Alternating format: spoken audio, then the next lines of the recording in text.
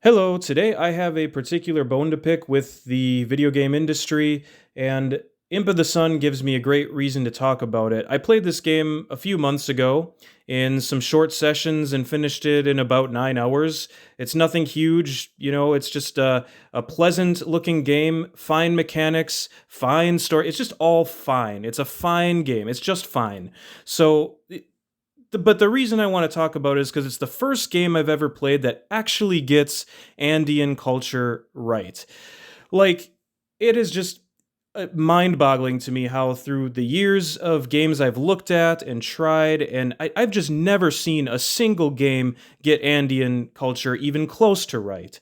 And it's probably because this is from a Peruvian video game developer and publisher, Sunwolf Entertainment. And it's just I can't tell you like how frustrated I have been with this kind of trying different games and seeing like Just Cause 4 here. This is a perfect example. Like, look at this. This is supposed to be Machu Picchu sort of thing, but it's like this weird mix of Aztec and Maya and Inca, barely Inca at all. The only thing Inca about this is it's like the geography is kind of like Machu Picchu, and even then, not really, because that's in like a higher mountain area.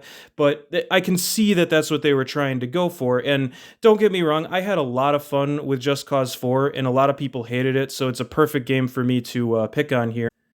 But you can find this all over the games industry, all over the film industry. It is just so rare to get a proper representation of Inca culture. I think even like Aztecs and Maya have it like a little bit better, but not much. It always ends up being this just crazy mix.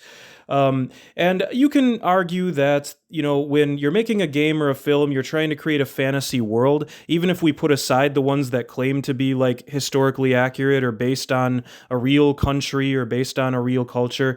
If we put all those aside, you look at ones that are just fantasy worlds or whatever. Sure, there's, video games where you mix all these European medieval cultures into one, and it's not really any of them. Fine. But at least you do have those games in other parts, based on other parts of the world, and films that are based on, like, 15th century Japan and, like, the samurai thing, and, like, it really focuses on that culture to some extent. You get so many on the Vikings, right? Which, again, varying historical accuracy here.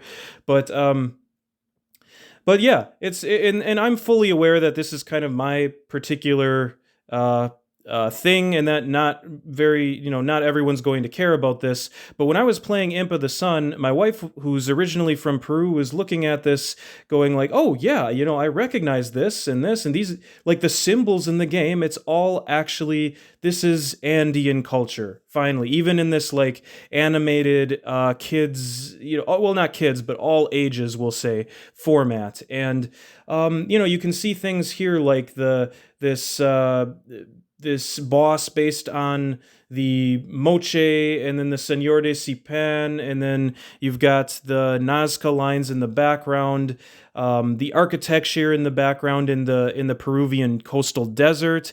You've got the Andes Mountains here. You've got another region of the rainforest where you have representations of the Chachapoyas culture, and it's great that not all of this stuff is just Inca, because even with the way that Inca culture gets mixed into everything else, all of the different cultures that were before the Incas and even contemporaries of the Incas tend to just get all mixed together in the symbology of anything that's supposed to represent Peru or the Incas. But there is just this rich, varied anthropological, cultural history to Peru, all these different civilizations, all these different architectures and different biomes, and you even have this one that's this one area of the game that's an underground labyrinth that's sort of supposed to represent the Chavin de Huantar, one of the oldest, or one of the older, I'll say, monuments that have been found in the Andes. Sometimes it gets compared to like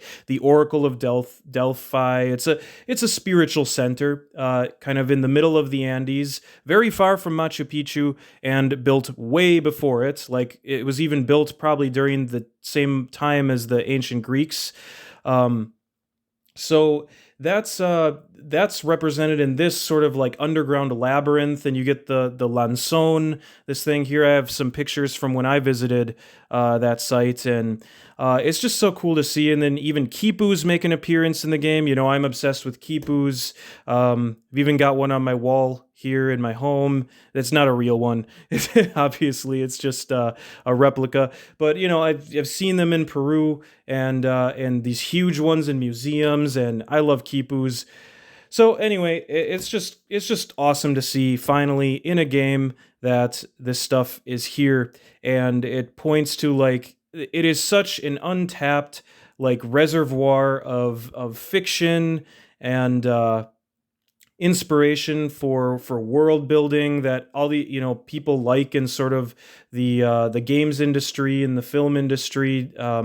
It just but the history itself is so fascinating. You almost don't even need any fantastical representation of it. I've got here this book that I got in Peru, and I think if you can read Spanish, you can probably get here in the States as well, from what I could see. Ciudad y Territorio en los Andes, or City and Territory in the Andes, which definitely shows just a really wide range of the architecture and very academic type analysis. But I don't know if anyone else has had this experience, but sometimes reading academic works in a language that isn't your first language can actually be easier. There's a lot more crossover in kind of the words that are used. You can get some false friends sometimes, but the words, there's a certain type of academic writing that if you're used to it in English or your primary language, you can more easily follow it actually in a different language. So that's not a reason to like, to be scared of it if you're a beginner in Spanish or whatever. The illustrations, as you can see, are really amazing, really interesting. And today, of course, with Google Translate, you can do a whole lot. You can just point your phone at the page and it'll translate the page for you. So yeah, it's an awesome book that I recommend if you're interested in sort of pre-Hispanic cultures and pre-Hispanic urbanism, specifically in Peru and the Andes. So, yeah, that's I guess just the thing I wanted to say. Imp of the Sun is a game that finally did it. After all these games that just don't care to separate these cradles of civilization, and that's the most important thing to understand here, is that these are separate cradles of civilization. And why it's so egregious to me that they get lumped together in a way that, it would be like lumping the Japanese samurai with Hindu temples or something like that. Which, okay, you could argue that's kind of an interesting fantasy world, but when you see it over and over and over again, then it's obviously due to a cultural misunderstanding, or people just not being taught that these are different things.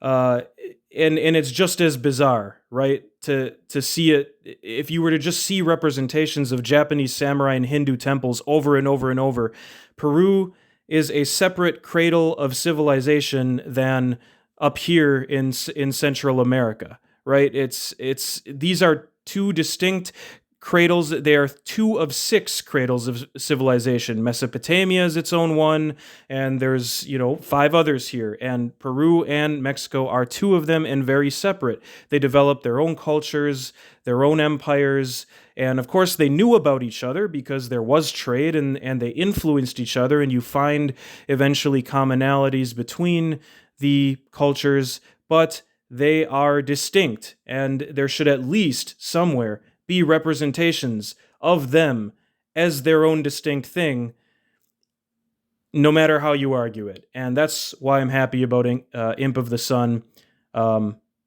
Yeah, see you later.